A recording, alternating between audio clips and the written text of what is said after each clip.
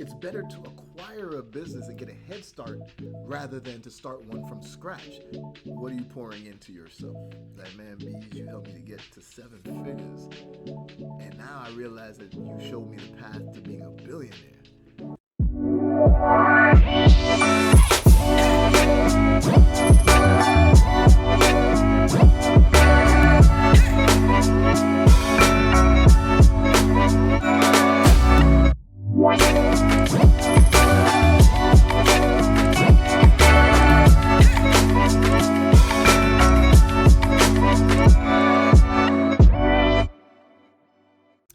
Welcome back to the Accountability on Demand podcast. This is the Healing While Building edition, and I have a special guest. Introduce yourself for the people. Hey, what's up, everybody? It's one of those days, but my name is Bjorn Beez Hendricks. Everybody calls me Beez or Business Builder Beez. My focus is on mergers and acquisitions and how you can acquire businesses, especially through leverage buyouts. So it doesn't require any of your money or your credit. But overall, I'm just happy to be here and to really be able to talk a little bit more about not just business, but how we prepare mentally and physically and everything for business.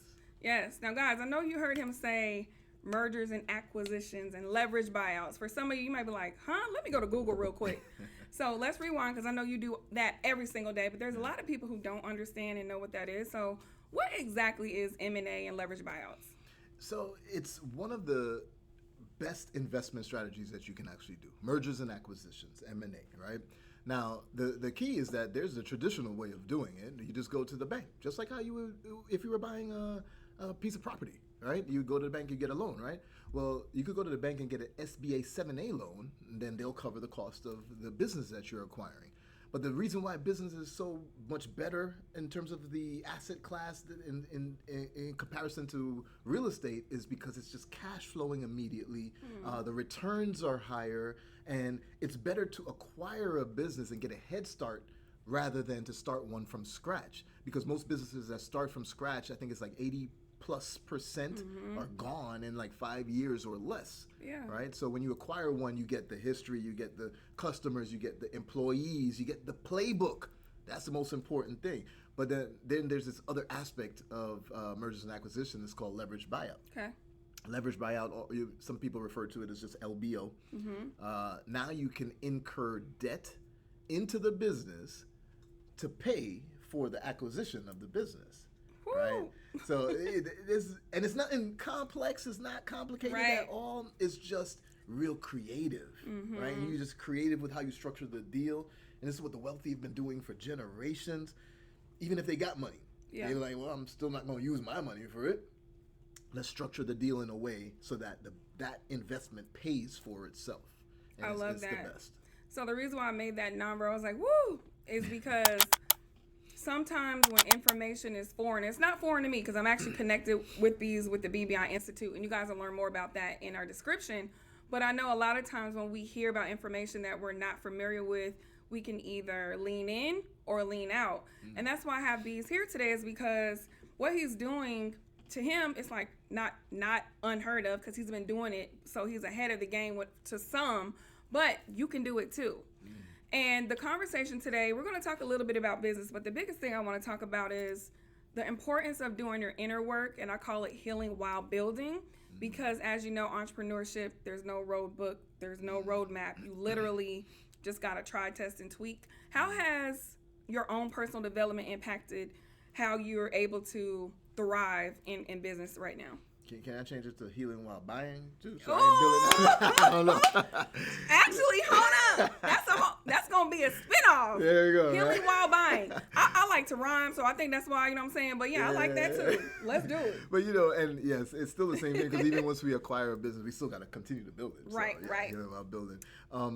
My thing is this. One of my favorite quotes is, we often sacrifice our health in order to obtain wealth, and then we have to spend our wealth to get back our health. Ooh, that's good. And that was a big thing for me. Listen, you're going to see a lot of the glitz and the glam of entrepreneurship online. Hey, I'm driving this Lambo. I'm having fun. I'm on the beach. I got girls around me. All this type of stuff, right? That's what people show. But every single one of us goes through problems.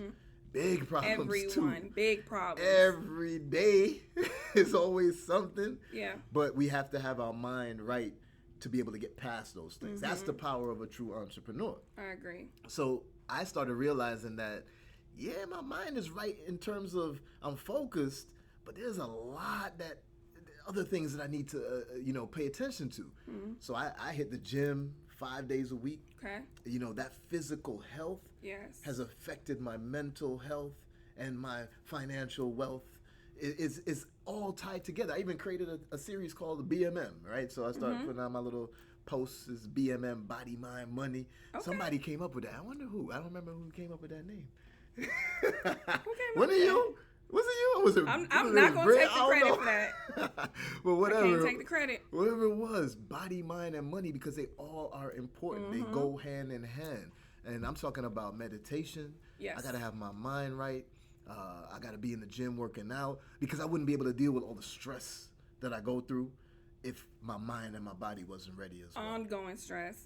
And I always say this, life is going to always life. Oh, yeah. Kids gonna kids, the wife gonna wife, the husband gonna husband, the dog gonna dog. Right? Speaking of which, Nut.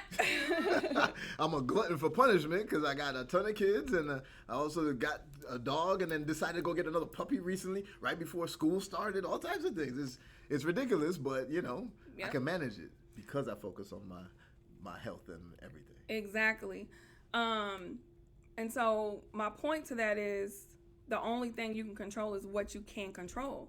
You can control your physical health, how often you work out. And sometimes when people think of physical health, you feel like you got to be in the gym sweating. These might do that, but just get up and move, right? Yeah. Mental health piece, what does that look like? Whatever you want it to look like. You don't always have to go to a traditional therapist and sit on a couch. Holistic healing, meditation, deep breathing, affirmations. There's lots of things to do. So with you running a business Builders Institute, Capital Beez, and all the other things, how are you able to, I'm not going to say balance, but I'm going to say navigate serving while still serving yourself so your cup is full? Wow. I can't even say that I do that well, to be honest, because, I go a little bit hard sometimes, and then, eventually I have to take a break. But I'm a firm believer in keep the house clean so you don't have to clean up that much. That's good. Right? So, I'm trying to replicate that in my business life as well. Let me, keep things, in a certain way and keep myself, pace myself. Pace yourself. So that I don't have to take those long breaks because I'm burnt out or something, right? And that's happened to me a lot. I've been burnt out multiple times and just had to, I just make sure I'm honest with myself. Okay, I'm doing too much right now. Yep. I know I've crossed my limit right now and I need a 2-week vacation or something like that. But 2 weeks, not 2 one. weeks. No, we ain't taking this one. Period. But even 2, I'm still, slightly tapped in, and just in case there's an emergency. But I typically put the phone away when I'm on vacation. Yeah. I don't go check nothing online as much as possible. Overall, you just have to be very honest with yourself about how much you can handle, and then also honest with yourself or honest in taking action of saying, hey, I've done too much and now I need this moment to regenerate. That action part is good because we can do this all day, talk a good talk, but I really love when we can be proactive versus reactive. Yes. So paying attention when it's small, when you're having those body aches, those excessive headaches, maybe being irritable, right? Snapping on the kids, snapping on the dog. And it's like, okay, hold up. Let me check in with myself. And that's why as a business therapist, a mindset coach, it's key, guys, because I call it bleeding while leading when we don't. Yeah. Say that one more time. Bleeding while leading. Okay. What does that mean? That means you running the business, CEO, doing all the things, showing up, and then when you turn the camera off, when you turn the live off, when you get back to yourself, you're depleted. But soon as the time and it's ready, you show up like everything's cool, and you continuously just kind of go on a hamster wheel, which, as you know, burnout is real and stress kills. Okay, so now I feel like bad, like I'm bleeding because, No. Listen, I am the type, and most people will know, I'm very energetic and all of that, and then as soon as the live starts or stops or the class stops, I'm like, whew, that was fun, but damn, I'm tired. You're not the only one. But this is the thing. Self-awareness is key. Yeah. So next time when you gotta be like, okay, how can I alleviate the whew? Yeah. That was cool, right? How can we alleviate that? And it just starts with pacing yourself and setting boundaries. Oh yeah. Definitely. Which I think you do a good job of, right? That part Okay, for sure. you do a good job of that. Yeah. But I will say though, I mean, part of my man, that was tiring, is because I'm so energetic about the stuff that I'm talking about. Yes. Like I'm truly passionate about it and I truly love it. Yeah. We was just doing a different interview a little while ago and we almost lost track of the time and everything. And the whole time before the interview started, we were all together, like just standing around, and I started explaining everything about it, and I was getting all hype. I was like, "This is how we could take back our reparations." And all of that. And then everybody was like, "I was like, well, we can save that for when we get started." He was like, "Well, you already started." It's like I'm just so passionate about it. Yeah. So I truly do love what I do, and yes, I do go a little bit overboard in terms of being, showing that passion because it can affect your body. You know what I mean? Yeah, and nothing's wrong with that as long as you're saving capacity for you. Somebody told me, Lashana, you're always on 10. I'm a Scorpio, born in Germany, raised all over. I'm always hype. And I don't even know if I could even function at just being regular. However, how can you monitor your energy? Because sometimes we can be people pleasers too, to where we're doing all that for ourselves because we're passionate. And then if we're coaching or we're talking to someone, we continue to climb up instead of kind of, I'm not saying flatline, but stabilize. I agree. You see what I'm saying? And one thing I do is I 100% take time for my own little things. For right? sure. And it could be, when y'all hear it, it's going to be the stupidest little things. Like I love reading manga and watching Japanese anime. Right, and I literally, sometimes my wife, she would see me and I'm on the phone. She's like, "You working again?" I was like, "No, I'm reading One Piece." Doing self-care. It's like, and she's like, "How do you jump from reading manga to watching business podcasts?" I'm like, "Yeah, because that's my balance. Every business podcast I watch, I also gotta read some manga." Just decompress. Sure. So that's good. So it sounds like you have your own personal hacks. Yeah. I know for me, sometimes I'll go take a walk or I'll read for pleasure because I'm always reading to learn, reading for business. I need to break out the Zane again. Y'all remember Zane? You know about Zane? No, I don't know Zane. Erotica books. But anyway, okay, back in the day. So to switch gears just a little bit, what made you get into business acquisitions and all that good jazz? So I was already exposed to it in corporate America. So I worked in corporate America for over 15 years at places like Microsoft and Accenture. And I was on more the merger side, right? So Microsoft, for example, would send me into a Fortune 500 company that was looking to improve the company, to grow and be more efficient. So I was always focused on process, systems, and people. And the way that large corporations grow is they acquire other ones. Yeah. So they would acquire, and then now it's time to merge, and then I would be there to make it seamless, right? So I had the exposure to it, and I was like, wow, you're paying me just about $200K a year, which was awesome at the time for me. Okay. But you charged a client $2 million to send me in. And then I'm on multiple client engagements throughout the year. And you still only giving me $200,000. So I was like, wait a minute, the math ain't mathing. So I left Microsoft a little bit over 8 years ago. Started in e-commerce at the time, just trying out things, and I was selling on Amazon FBA. Okay. But because of my background on process systems and people and making things organized, and as we said, keeping the house clean so you don't have to clean up later. Yep. Because of that, I built two kind of turnkey brands, right? So I had virtual assistants that were doing things, the product research, the sourcing from China, all of that. And it was just running like seamless. So I had somebody that, was asking me questions about it, and he was like, yo, I would like to buy that from you. That was my buy? Okay. So I sold two brands that I had built. And I was like, well, I already know about mergers and acquisitions. It's not, not like crazy to me or nothing, but hell, I need to buy two. Period. So that's when I started looking into acquisitions overall. And then, I can't even say the sky's the limit. I never say the sky's the limit because there is no limit. It's like as soon as you get into it, it's like, wow, I can't believe that this exists. Especially because most people, they hear me in acquisitions, they're like, oh, well, you got money, you can go buy a business. I ain't always had money, right? And you can buy a business if you do the leverage buyout with no money or no credit out of your pocket. You're going to have to put in a little bit more work, though. Like, if I have all the money I need, and I go speak to a seller and I want that business and I go pay them the money and then that's it, right? Yeah. But let's say I wanted to get something zero out my pocket completely. Maybe I gotta speak to 20 to find one. Right. One multi-million-dollar company, and I had to speak to 20 people first. I'm okay with that. How about you? Yes. So that's what really made things blow up. It was okay. I can acquire businesses. I can buy cash flow. Right? Because I know some of y'all probably thinking, yeah, but I don't got no time to, own multiple businesses. I can't work in all those businesses. I don't work in none of them, except for two. BBI, obviously, because I'm the one teaching. Because you want to, though, not because you have to. There we go. Yeah. And I love what I do. So in Capital Beez, that's my acquisition arm. That's where I use that company to acquire other companies, plus to help my clients to acquire companies as well. So those are the only two companies I work in, but I have equity in over 20 right now. So...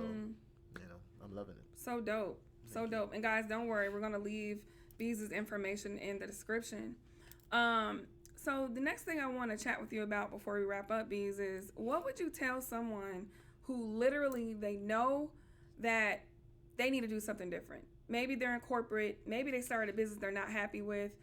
And fear is in the way of them getting to the next level. Have you ever struggled with fear before? All the time, even unknowingly. Right? Like sometimes I didn't realize that fear was what was really holding me back. I was just telling a story recently about how what I do is the path to being a billionaire with a big capital B. Right? Now, when I started doing it, I was like, I made, wow, I got this multi-million-dollar company. I'm cool here. Yeah. Then I just started focusing on 5 million and under. And I was cool with that. If I go for the bigger one, that's good. I own the bigger one. Is that my responsibility? And I realized later that was fair. Scarcity started to sink in. Yeah. That was fair for me, but I didn't know it at the time. I was complacent at the, under $5 million level. I was complacent at the $200,000 level at Microsoft. I was like, this is the best company ever. I was like, let's go. Yeah, because honestly, most people are still trying to reach their first 6 figures. And I know usually we think 100K, but when I say that, I'm just talking about 100K. Most people, like if you look at the typical salary, it's 30 to 40K, y'all. That's right? what I started at. So when you said 200,000, I'm like, and you left? And even though I'm out of corporate, but my old mentality, when I left corporate, I was at 70,000 and then moved into coaching and hit my first 6 figures for the first time in 6 months after being in corporate with 2 degrees and at a company for 10 years, never hit it. I was exposed to something more, right? So it just takes knowledge. But to go back, because you thought I was going to just keep going. Nope. To go back to that fear thing, what was it that made you realize that you were holding yourself back and that there was more on the other side? To be honest, it was Joe. Okay. Your community. Joe is in my community. He's one of my students. He's actually a coach now. Yeah. And Joe said to me one day, he was like, man, Beez, you helped me to get to 7 figures. And now I realize that you showed me the path to being a billionaire. And I knew that already because I knew that the ultra wealthy people, Jay-Z didn't become a billionaire from his music. Right. Right? He had music, he had some money, then he started investing. He started acquiring. He started buying percentages of this company and that and all of that. And that's what took him to be a billionaire. So I knew that already, but I didn't realize I was a little afraid of it. Yeah. So once Joe said it, I was like, yeah, that's right. Well, what the hell am I doing then? Why did I stop? Right? Like I could keep going because then I realized, and I knew this too, but I realized it's easier to do what I do right now with a large company than a smaller one. Yeah. A $50 million business, I could get it easy with no money out of my pocket. And the $1 million business, I'm going to have to, do a little bit of convincing and, talking and explaining to the people why you structure it this way and that type of stuff. So, I realized that I need to stop holding back from that. Go all the way with it. My resources, my knowledge, my experience can definitely take me all the way. So what am I holding back for? That's good. And just to rewind, first of all, I love that you give others their flowers. Because he could easily say, oh, I did my self-work. I did my inner work. No, it was someone in his community. And that's why you got to be conscientious about who's around you. Because Joe could have kept it to himself and said, adios amigo, I'm going to go rinse and repeat. But instead, he shared the impact that you provided. And it's just been a continuous domino effect.